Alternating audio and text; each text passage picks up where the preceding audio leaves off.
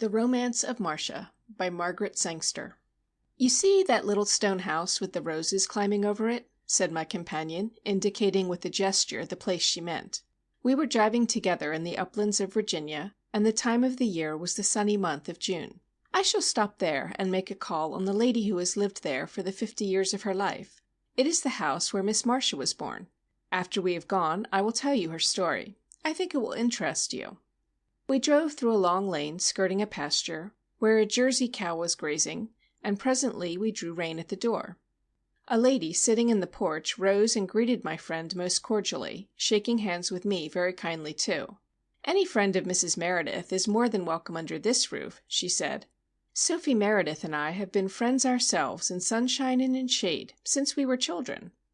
We sat a while in the porch, and then a little colored maid came to the door and said something in a low voice to her mistress. The latter rose. "Come in and taste my spice cakes and have a glass of milk," she urged hospitably. Mountain air tends toward a good appetite, and we needed no such bidding. Though the rooms were small, they were furnished with a certain splendor, and had an air unusual in the region where I was visiting. Rich, dark rugs in colors dim and somber covered the floors, the heavy mahogany tables and chairs were polished until they shone like mirrors, and everywhere, in dining room, drawing room, passages and alcoves, there were books and pictures. My attention was drawn to the books, for though I had no time for more than a glance, I saw that the library in this house was an inheritance, that it had come to its present owner from book lovers who had finished their earthly course and left behind the things that were precious to them here. When our call was ended and we were on the road again and beyond sight and hearing, I said impulsively, "Isn't she beautiful? And her home is a dream. Do tell me about Miss Marcia. Does she live there alone?" "Alone, except for old Dilsey, our cook, and Phoebe, Dilsey's daughter, who is her little waiting maid. Yes, she is beautiful, and so is her house. And now I'll let Dan fare on at his own pace while I tell you about her."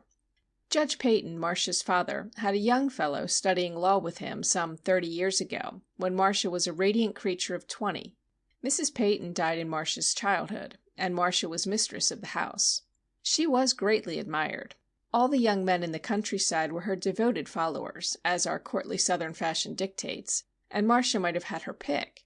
But she was fancy-free, and though our girls marry young, and did marry at even younger age then than now, Marcia managed to keep her train as friends, but held them off as lovers. Until John Lansing, the law student, came, I mean. But John was the one who had the key to her heart, and the two were presently engaged. The wedding day was set. Marcia's trousseau was ready.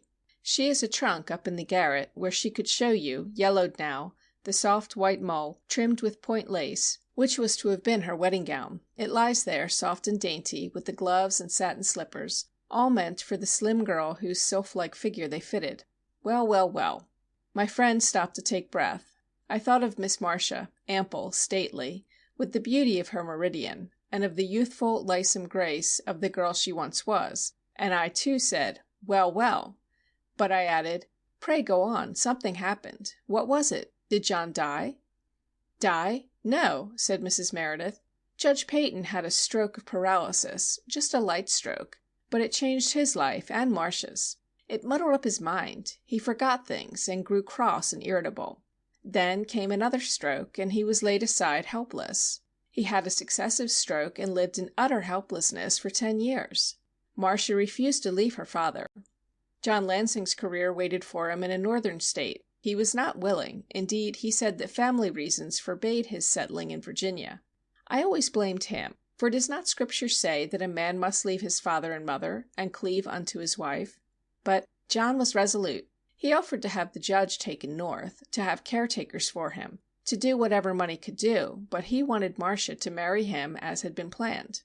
Marcia was like a rock herself. She would never leave her father while he lived, nor disturb him, nor carry him away from his native place. In the end, John gave up pleading. 5 years later than the day that would have been Marcia's bridal day, they broke the engagement. The judge died 10 years later. I mean 10 years later than the wedding day that never was, and 5 years after the broken betrothal. The very week of his funeral, word came that John Lansing had married in Boston. So that is all there is to tell. Marcia has never seen anyone she could love, and she is too strong and steadfast a woman to mope. She is the good angel of our region, and she lives in that gray stone house all alone." "I don't see that Mr. Lansing was so much in fault," I said. "Marcia seems to have been unreasonable. Her father did not need her after his mind had failed. At least, not if he could have been well cared for." "One never knows," said Mrs. Meredith.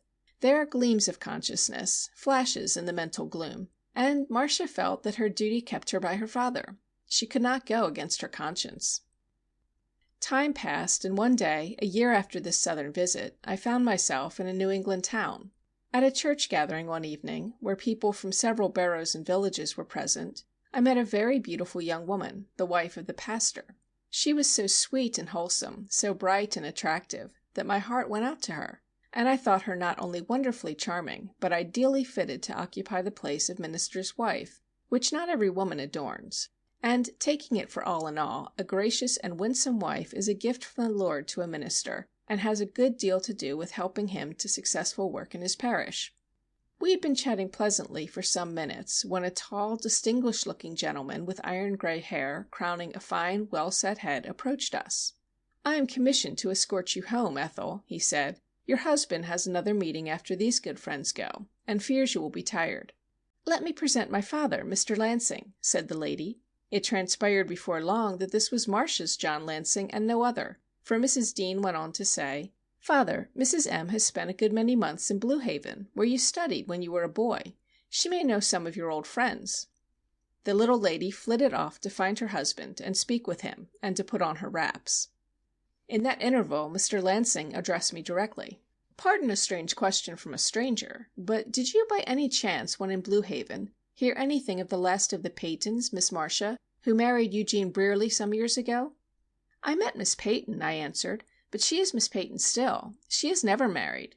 I met the Brierlys, too. Mrs. Brierly is a Richmond woman, and was very like a Peyton. I do not know." "I had a heavenly youth in Blue Haven," said Mr. Lansing as his daughter returned, apologetic and flushed because she had been detained. "And Miss Marcia Peyton was once a very dear friend. Later I learned that Mrs. Dean was an only child, and that Mr. Lansing had long been a widower, and that he had attained eminence in his profession and accumulated wealth. But I saw no more of him during my brief stay in that neighborhood." The end, or the second sweet beginning, of Miss Marcia's romance was told me, some months afterward, in a letter from Mrs. Meredith. "Well, dearest," it ran, "I am at this moment home from a wedding. Whose, do you ask? Of all women in the world, Marcia Peyton's. She was married to her old lover, John Lansing, at noon today. The bride was dressed in dove-colored satin and looked so happy and peaceful, as if no storm had ever touched her, or ever could. As for John, he bore himself like a king of men.